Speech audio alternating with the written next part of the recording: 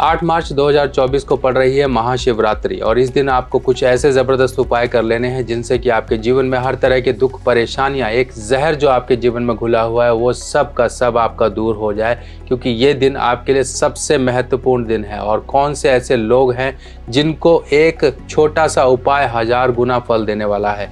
आज मैं इसी तरह से आपको शुक्र के उपाय बताने वाला हूँ, बुध के उपाय बताने वाला हूँ और ऐसे उपाय बताने वाला हूँ जो आपके करियर, आपके मान सम्मान, आपके जीवन में धन की समस्याएं सबको दूर कर देगा। और इसके साथ साथ अगर आपके जीवन में चल रहा है काल सर्प दोष का प्रकोप या फिर आप काल सर्प दोष के कारण परेशान हैं, तब भी आपको यही दिन मिलेगा और जो आपके जीवन में हर तरह के सुख ही सुख लाने वाला है। तो दोस्तों, अब हम समझते हैं महाशिवरात्रि व्रत के बारे में। अब ये महाशिवरात्रि व्रत रात के समय आपने देखा होगा कि लोग अपने भोलेनाथ के पूजन के लिए तरह तरह की चीज़ें, और सुबह सुबह आपने देखा होगा मंदिरों के बाहर लाइन लगी होती है, यानी कि रात से शुरू हो जाता है ये सब कुछ। और यही वो समय है जिस समय में आप कुछ ऐसे अनिष्ट ग्रहों के अपने उपाय कर सकते हो। सबसे पहले आप समझिए इस समय पे क्या क्या चीज़ें चढ़ती हैं। जहरीली चीज़ें जैसे कि भांग, धतूरा, ये सब की सब भोलेनाथ पे चढ़ जाती हैं, किसी और देवी देवता पे नहीं चढ़ती हैं। क्यों चढ़ती हैं? इसीलिए चढ़ती हैं क्योंकि भोलेनाथ सभी तरह के जीवन के जो विष होते हैं उन सबको ग्रहण कर जाते हैं। और ये विष क्या होते हैं? विष के कारण ही, जहर के कारण ही आपका जीवन तो परेशान है। इसी के कारण तो आप दर बदर की ठोकरें खा रहे हैं और कहीं ये काम बिगड़ रहा है, कहीं वो बिगड़ रहा है, कहीं सेहत की परेशानियां, यानी कि सब ये विष के कारण ही है। आपके जीवन में अमृत तो है नहीं, अमृत होता तो आप दुखी होते ही नहीं। तो इस तरह से ये समझिए, ये दिन आपको ऐसे उपाय करने का दिन आपको मिला है और ये मौका मिला है जिसमें कि आपको कुछ उपाय करने हैं। और उपाय किसके होंगे? शुक्र के उपाय कर सकते हो क्योंकि ये दिन शुक्रवार का पड़ रहा है। ये बुध के उपाय करने का दिन है क्योंकि इसमें कुछ जो सामग्रियां चढ़ेंगी वो बुध के उपाय की चढ़ेंगी। आप मंगल के उपाय कर सकते हो, आप राहु केतु से बन रहे काल सर्प दोष के उपाय कर सकते हो। किसी भी तरह का काल सर्प दोष है, आपकी कुंडली में चंद्रमा खराब है, चंद्र केतु, चंद्र राहु, चंद्र शनि या चंद्रमा बुरे भाव में जो आपको मानसिक उलझने, tension, depression, anxiety, over thinking दे रहा है, उन सब को दूर कर सकते हो। आपके शरीर में चल रहे लंबे समय के रोग को दूर कर सकते हो। अब इतने सब उपाय हैं, केवल और केवल महाशिवरात्रि के दिन ये हो जाएंगे। अब आप समझिए किस तरह से उपाय करने, प्रत्येक समस्या के अनुसार हर तरह का उपाय है। अब आपने इसका रीज़न समझा। रीज़न क्या है कि भोलेनाथ पर जो भी जल चढ़ाता है, जो भी आप जल चढ़ाते हो, क्योंकि जल की सबसे बड़ी महत्ता है, सबसे बड़ी इम्पोर्टेंस जल की है। क्योंकि जब यह समुद्र मंथन हो रहा था उस समय जो हलाहल निकला था, जो जहर निकला था, उसको भोलेनाथ ने स्वयं ग्रहण किया था। ग्रहण करने के बाद जब वो बैठे तो उनका शरीर तरबतर पसीने से एक ओवर हीटिंग, एक इतनी गर्मी शरीर से निकली जिसको तृप्त करने के लिए ब्रह्मदेव और अपने विष्णु जी, ये सब देवी देवता मिलकर वहीं समुद्र का जल ही उस पर चढ़ाने लगे। अब जब भोलेनाथ पर ये जल चढ़ाने लगे तो उनके शरीर से जो अग्नि निकल रही थी, क्योंकि इतना हलाहल पीने के बाद जो शरीर में जो ताप था वो कम होना शुरू हुआ, जिससे कि उनको राहत मिली। फिर उन्होंने ये आशीर्वाद के रूप में कहा कि जो भी मुझ पर जल चढ़ाएगा उसके जीवन का घुला हुआ जहर मैं खुद ब खुद पीऊँगा। ये भोलेनाथ के वचन थे। तभी से ये मान्यता बन गई कि भोलेनाथ पर कुछ भी ना चढ़ाओ, केवल एक लोटा जल ही चढ़ाते रहो सच्ची श्रद्धा से, तो आपके जीवन के दुख दर्द ऐसे ही दूर हो जाएंगे। अब ये समय कुछ समर्थवान लोगों के लिए भी है, कुछ लोग वो भी हैं जिनके पास कुछ नहीं है। बेचारे भगवान की पूजा के लिए तो खर्चा थोड़ी ना चाहिए, सिर्फ आस्था और श्रद्धा चाहिए। अब ये समय उन सभी के लिए है जिनके पास है, जिनके पास नहीं है उनके पास भी हो जाएगा भोलेनाथ की कृपा से, और जिनके पास है उनका भी बढ़ेगा, अच्छी तरह बढ़ेगा। अब वो लोग जो कि बिजनेसमैन हैं, वो लोग जो कि स्टूडेंट हैं, वो लोग ऐसे जो कुछ लेखन पढ़न करते हैं, कुछ काम करते हैं, उनको क्या करना है? आपने देखा होगा कि जब शिवरात्रि का समय होता है तो भांग, धतूरा, फूल और बेलपत्र और बेल फल, ये सब चीज़ें बाहर जो मंदिर परिसर होता है उसके बाहर बिक रही होती हैं कि हाँ श्रद्धालु लेकर जाएंगे। तो आपने कभी ये नोटिस किया है जी कि वहाँ पर बेर भी होते हैं? बेर, ये बेर, अब ये बेर ही आपका काम करेंगे। आपने कभी गिनती नहीं समझी होगी, वहाँ पर 4 मिल रहे हैं, 7 मिल रहे हैं, आपने खरीद लिए। पर आपको 7 4 नहीं लेने हैं, आपको गिनती करवा के 12 लेने हैं। क्यों 12 लेने हैं? क्योंकि 12 भाव जो होता है बुध का नीच भाव होता है, और बुध के लिए ही बेर का फल लिया जाता है। बेर बेर अब आपने 12 लेने हैं। जिनकी भी कुंडली में बुध नीच भाव कैसे होता है? अब जिनकी भी कुंडली में बुध मीन राशि यानी कि 12वां भाव अगर इसमें है, ये कुंडली के अनुसार देखिए, अगर मान लीजिए है और वो व्यक्ति कहीं ना कहीं अपने गुस्से, अपनी ज़ुबान, अपनी बोलचाल, अट्रैक्शन की कमियों के कारण परेशान है, कोई उसको इज्जत ही नहीं देता, कोई पूछता ही नहीं। दुकानदार है तो उसकी दुकानदार में ग्राहक घट गए, कम हो गए, चले गए, भाग गए, अब दुकानदारी कुछ नहीं है, मक्खी मार रहे हैं दिन भर। कोई बिजनेसमैन है, अपने कई लोगों को आपने देखा होगा, बिजनेसमैन इतने काबिल होते हैं कि भले जेब में पैसा ना हो पर करोड़ों की डील कर लेते हैं। और बिजनेसमैन ऐसे भी, यही बिजनेसमैन होता है भैया, यही होता है जिसके पास पैसा ना हो और पैसे को ऐसे घुमाए कि मान लीजिए वो 10,000 से शुरू हुआ तो शाम को घर पहुंचे तो 10 लाख का फ़ायदा बोले कि आज तो 10 लाख का फ़ायदा हो गया। बिजनेसमैन खुश हो रहे होंगे। जी हाँ, बिजनेसमैन यही होता है। आप अपने आप को खुशकिस्मत समझो, पर ये जो समय है अपनी खुशकिस्मती को बढ़ाने का समय है। अगर आप इस तरह के कोई काम करते हैं तो ये दिन आपके लिए पन्ना रतन पहनने का सबसे ज़बरदस्त दिन है। और जो लोग भी बुध के बुरे प्रभाव से पीड़ित हैं उनको 12 बेर ले लीजिए।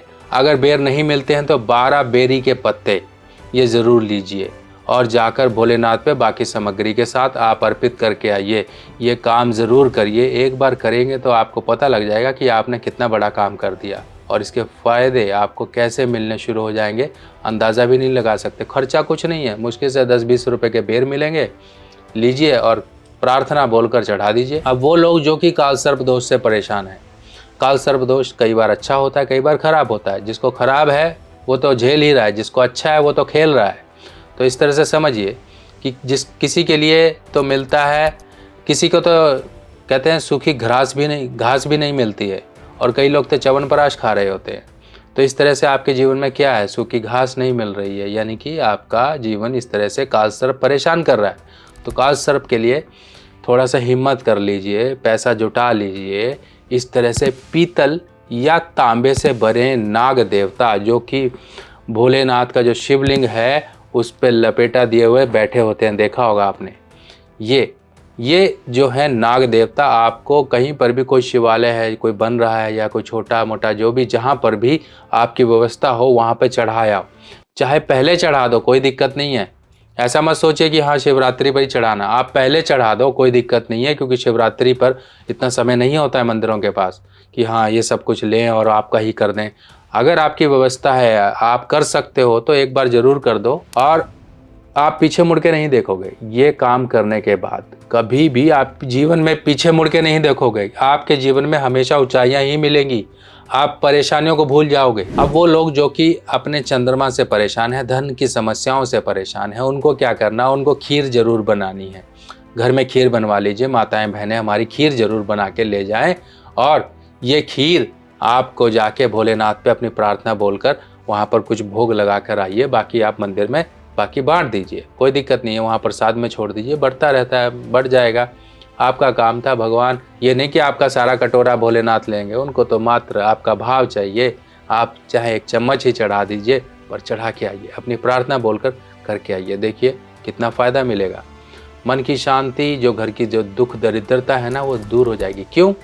यहाँ पर शुक्र का ये उपाय माना जाएगा और चंद्रमा के साथ माना जाएगा, क्योंकि जब खीर बन गई, उसमें मीठा आ गया, मंगल आ गया, जिसमें चावल है उसमें चंद्रमा आ गया, जिसमें दूध है उसमें ये चंद्रमा आ गए। अब जो खीर का एक उपाय माना जाता है, क्योंकि मीठे के साथ होती है, इसलिए यहाँ पर कहीं ना कहीं शुक्र का फल भी आ जाता है। अगर शुक्र के अकेले उपाय की बात करें तो वो होता है दही, पर खीर में कहीं ना कहीं शुक्र का फल भी आता है, थोड़ा बहुत अंश आता है, पर मेजॉरिटी होती है वो चंद्र की होती है और मंगल की होती है। तो इस तरह से आपने खीर का भोग लगाना है। जो लोग शुक्र यानी कि अपनी शारीरिक चमड़ी, कुछ ना कुछ उनको डाइजेशन हार्मोन की प्रॉब्लम है, कुछ थायराइड की प्रॉब्लम है, कोई और जो हार्मोन्स होते हैं वो डिस्टर्ब हैं, पेट की खराबियां हैं, आंतड़ियां कहीं ना कहीं गड़बड़ हो रखी हैं, उनको दही का लेप भोलेनाथ पे लगाना है। अब वहाँ पर इतना समय नहीं मिलता है। मान लीजिए मिल जाता है, कहीं कोने में बैठ जाओ, मौका तलाश लो, आप फटाफट से भोलेनाथ पे लगाकर अपनी प्रार्थना बोलो, क्योंकि वहाँ तो धक्का मुक्की चल रही होती है। जितना हो सके आप कर लो, अगर कर लोगे तो ठीक है, नहीं कर पा रहे तो डब्बा खोलो, फटाफट से आप अपना भोलेनाथ पे अपनी प्रार्थना बोलकर लगाकर, हाथ से लेप लगाकर चले आओ, बहुत है आपके लिए। क्योंकि समय कम है और समय के अनुसार काम करना पड़ेगा, बहुत हड़बड़ी का काम होगा उस दिन तो। नहीं तो आप शुक्रवार के शुक्रवार भोलेनाथ पर आप अपने दही का लेप लगाते रहिए और वहाँ बैठकर 5-10 मिनट आप ओम नमः शिवाय का जप करिए। देखिए आपके शुक्र के फल अच्छे होने शुरू हो जाएंगे। शुक्र के फल खराब होंगे तो वही मैरिड लाइफ की दिक्कत, प्रेम संबंधों में दिक्कत, किसी प्रकार की परेशानी। अब वो लोग जो कि जेमस्टोन पहनना चाहते हैं, अगर मान लीजिए कोई कामकाज करते हैं, बिजनेसमैन है, तो वो पन्ना रतन उस दिन जरूर पहने। शिवलिंग पर आप टच कर वहाँ पर आप अपना चरणामृत जो भी अपना सब कुछ ले गए हैं, जल वगैरह, भांग धतूरा, ये सब चढ़ा के ओम नमः शिवाय का जप करते हैं वहाँ पे चढ़ा लो। और जो आपने पन्ना रखा था शिवलिंग पर टच कर आप अपने वहीं पर ही बैठ कर पहन कर आ जाओ घर पर। बहुत बढ़िया दिन है, कर लीजिए। जो लोग अपने किसी भी कामकाज में और ऊंचाइयाँ चाहते हैं और अपने कामकाज में ऊंचाई चाह रहे हैं, तो ये मत सोचिए कि मैं ये जेमस्टोन पहनूं कि ना पहनूं। अब आपको अपने कामकाज से संबंधित जुड़ा हुआ जो भी जेमस्टोन बनता है वो पहन लो। और इस दिन आप शिवलिंग से टच कर और जल चढ़ाकर, गंगा जल ये सब कुछ चढ़ाकर, जो आप लेकर गए हो गंगा जल, अपना फूल पत्ती, भांग धतूरा, सब कुछ वहाँ पर चढ़ाकर वो अपना जेमस्टोन वहीं आप पहन लो। ये एक जेमस्टोन आपको आपके उस काम में एक पुश दे देगा। पुश मतलब एक ऐसा धक्का लगाएगा कि आप एक लंबी ऊंचाई पर पहुंचोगे। यहाँ पर ये मत सोचो कि कुंडली में कौन सा ग्रह कहाँ है, लगन क्या है, अष्टमेश क्या है, षष्ठेश क्या है, ये सब भूल जाओ। सिर्फ और सिर्फ ये देखो आप काम क्या कर रहे हो, उस काम से संबंधित एक जेमस्टोन पहन लो। और इस दिन चांदी के नाग नागिन चढ़ाने का बहुत ही ज़्यादा विधान है। जो लोग चांदी के नहीं चढ़ा सकते वो घर में आटा का बना लें, आटा आप गूंथते हैं उसके बना लें नाग नागिन और दूध। और ये नाग नागिन बनाने के बाद इसमें थोड़े थोड़े काले तिल जरूर लगा देना और मंदिर में पहुंच जाइए, दूध जल ये सब कुछ लेके, पूजन सामग्री लेके वहाँ पर जाकर अपनी प्रार्थना बोल कर चढ़ा के आइए। किसी प्रकार से किसी के ऊपर बीमारियाँ रह रही हैं, कोई दिक्कतें परेशानियाँ ऐसी हैं जो हट नहीं रही हैं, तो उन लोगों के लिए नाग नागिन बनाने हैं। तो नाग इस तरह से जो आप खड़े हुए बनाएंगे फन फैलाए, उस नाग के आप फन पर आप काले तिल लगाएंगे और ये काले तिल वो व्यक्ति लगा दे जो कि बीमार है। वो काले तिल लगा के अपनी प्रार्थना बोलकर, चाहे तो अगर खुद सामर्थ्य है तो मंदिर जाके खुद चढ़ा कर आ जाए, बाकी दूध जल ये पंचामृत ये सब कुछ आप बना के ले जाओगे, जो आपकी श्रद्धा है उस हिसाब से पहुंच जाओ। या तो वो बीमार व्यक्ति खुद करके आ जाए या फिर घर का कोई मेंबर उसके नाम से उसका हाथ लगवा के सब कुछ करवा दे। देखिए उसके जीवन की जो परेशानियां हैं उनसे राहत मिल जाएगी।